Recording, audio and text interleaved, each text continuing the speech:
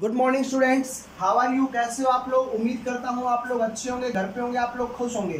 तो बेटा आज आप लोगों का जो टॉपिक है दैट इज एवोगैड्रोज लॉ। बेटा अकॉर्डिंग टू एवोगैड्रोज लॉ मैं आप लोगों के साथ बात करता हूँ। At constant temperature and pressure, at constant temperature and pressure the equal volume of gases, the equal volume of gases is directly proportional to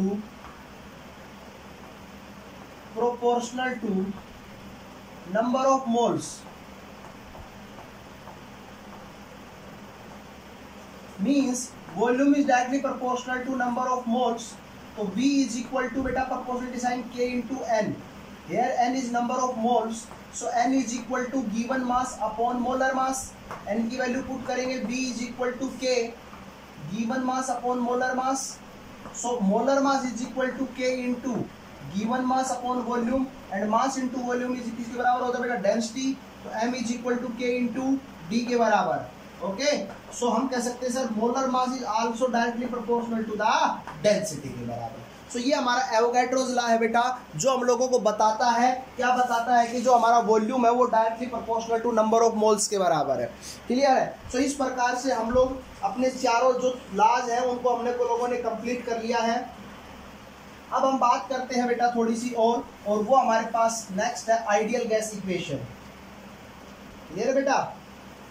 देखते हैं आइडियल गैस इक्वेशन क्या होती है. आइडियल गैस इक्वेशन क्या है? जरा आइडियल गैस इक्वेशन को देखिए आप लोग. The equation which gives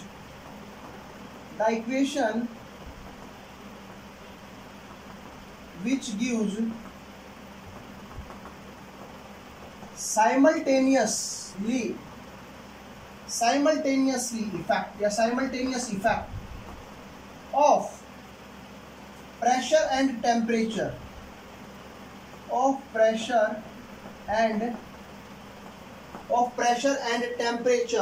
on the volume of gases,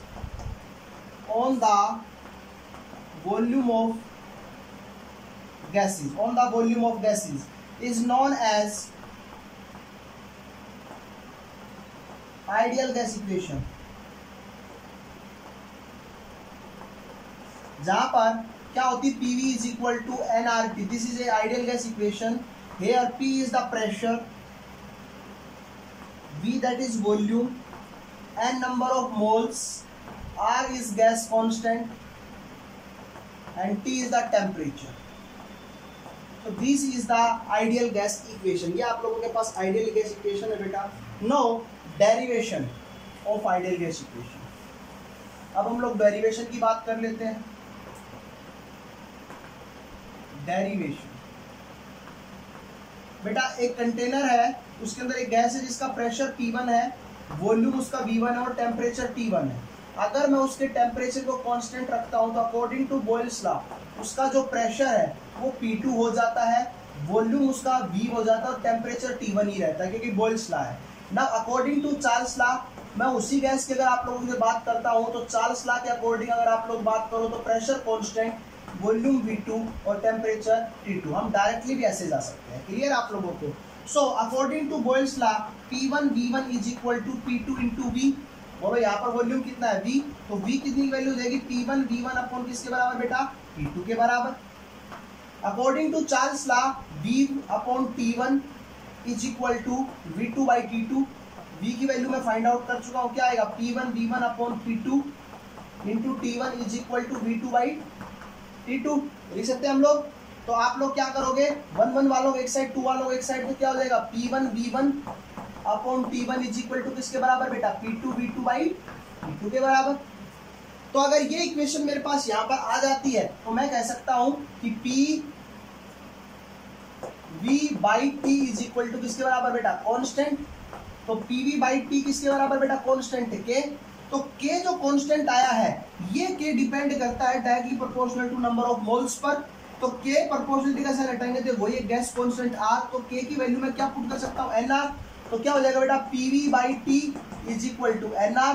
तो T ऊपर जाएगा तो क्या बन जाएगा, PV इज इक्वल टू किसके बराबर बेटा, nRT। और यही हमारी क्या कहलाएगी बेटा, ideal gas equation. This equation is known as the ideal gas equation. इसी इक्वेशन को बेटा हम लोग आइडियल गैस इक्वेशन बोलते हैं। क्लियर आप लोगों को। नेक्स्ट चलते हैं आगे की तरफ। एक अल्टरनेटिव मेथड और है डेरिवेशन का, अल्टरनेटिव मेथड्स बेटा। According to Boyle's law, V is inversely proportional to P. According to Charles law, V directly proportional to T. According to Avogadro's law, V directly proportional to N. So this is equation first, equation second and equation third. तो मैं कह सकता हूँ V is directly proportional to N into T by P. तो proportionality का sign attack constant आएगा, that is R NT by P। तो PV किसके बराबर हो जाएगा बेटा, बताओ। PV इज इक्वल टू किसके बराबर बेटा, nRT। This is our ideal gas equation. So by using this method और the alternative method you can easily derive the ideal gas equation. You can easily derive the ideal gas equation. तो आप लोगों के पास ये ideal gas equation आ गई है, ठीक है बेटा। अभी ये आप लोगों का आइडियल गैस इक्वेशन तक का जो टॉपिक था वो हमारा पूरा कंप्लीट होता है। अभी हम लोग जो बात करने जा रहे हैं, R PV is equal to किसके बराबर आया बेटा, nRT के बराबर। तो R किसके बराबर हो जाएगा, PV इंटू NT के बराबर। P की यूनिट क्या होती है, pascal. Volume decimetre cube. N क्या होगा, मोल्स। टेम्परेचर क्या होगा, केल्विन। तो क्या हो जाएगा बेटा, पास्कल डेसीमीटर क्यूब पर मोल पर केल्विन। ये हमारे पास इसकी यूनिट आ जाएगी बेटा। आप लोग ध्यान से देख सकते हो, या आप प्रेशर को बार में भी ले सकते हो। तो क्या हो जाएगी, बार डेसीमीटर क्यूब पर मोल पर केल्विन। आप ये भी लिख सकते हो आप लोग, ठीक है। यहाँ पर अगर आप प्रेशर को बेटा फोर्स पर यूनिट एरिया लिखते हो तो न्यूटन मीटर, और न्यूटन मीटर पास्कल ही होता है, तो वही बात आ जाएगी पर मोल्स पर मोल, जो भी आप लोगों का है वो ध्यान रखिए। क्लियर है। अच्छा, उसके बाद आप लोगों का जो प्रेशर टर्म है, इसको आप लोग और भी तरीके से, अलग अलग तरीकों से वेरीफाई कर सकते हो। जैसे मैं एक एग्जांपल करता हूं, जरा देखिए।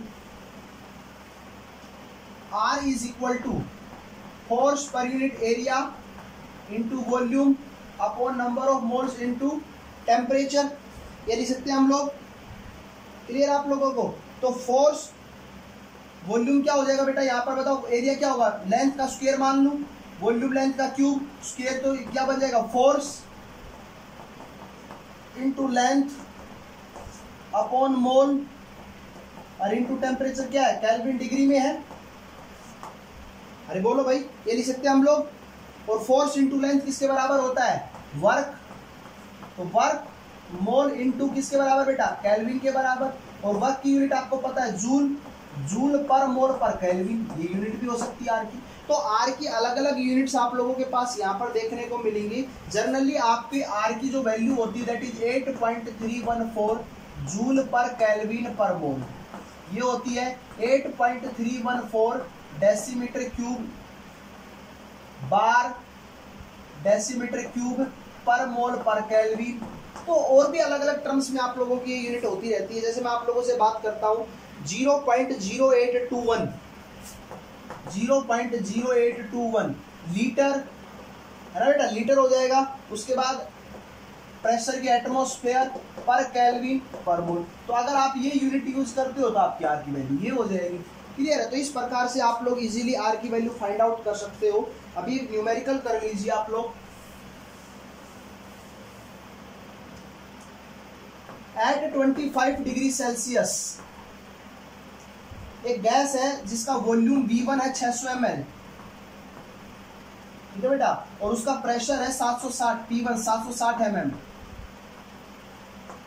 Eight 10 degree Celsius 10 degree Celsius के ऊपर उसका वॉल्यूम बेटा 640, टेम्परेचर घटा तो वॉल्यूम बढ़ जाएगा, 640 mm हो जाता है। तो उसका P2 प्रेशर की वैल्यू आप लोग बताइए। तो सीधा फॉर्मूला है P1 V1 upon T1 is equal to P2 V2 by T2। बोलो क्लियर कर लोगे आप लोग, बोलो। एक और क्वेश्चन है बेटा, ध्यान से देखिए। V1 आपका दे रखा है 35 ml T1 दे रखा है आपका 6 डिग्री सेल्सियस। टेम्परेचर को केल्विन में बदलना है बेटा, यहाँ पर दोनों टेम्परेचर को केल्विन में। टेम्परेचर कितना हो जाएगा 6 डिग्री सेल्सियस। P1 की वैल्यू आपकी दे रखी 758 mm, 758 mm। तो एट STP या एट NTP निकालना। NTP का मतलब नॉर्मल टेम्परेचर प्रेशर, जहाँ पर टेम्परेचर की वैल्यू नॉर्मल टेम्परेचर प्रेशर पे कितनी होती है 0 डिग्री सेल्सियस। प्रेशर कितना हो जाएगा बेटा आप लोगों का 760 mm प्रेशर हो जाएगा। तो V2 की वैल्यू निकालनी है, आप लोग निकाल लोगे। सो ये सिंपल वही फॉर्मूला लगेगा जो ऊपर वाले क्वेश्चन में लगा था, P1 V1 is equal to P2 V2 upon T2 के बराबर। क्लियर है। सो आप लोग इन क्वेश्चंस को आराम से सोल्व कीजिए। फिर भी अगर किसी बच्चे को कोई प्रॉब्लम आती है तो यू कैन आस्क मी, और कमेंट कीजिए, वीडियो बॉक्स के अंदर कमेंट कीजिए, लाइक और सब्सक्राइब कीजिए चैनल को। Okay, thank you, have a nice day.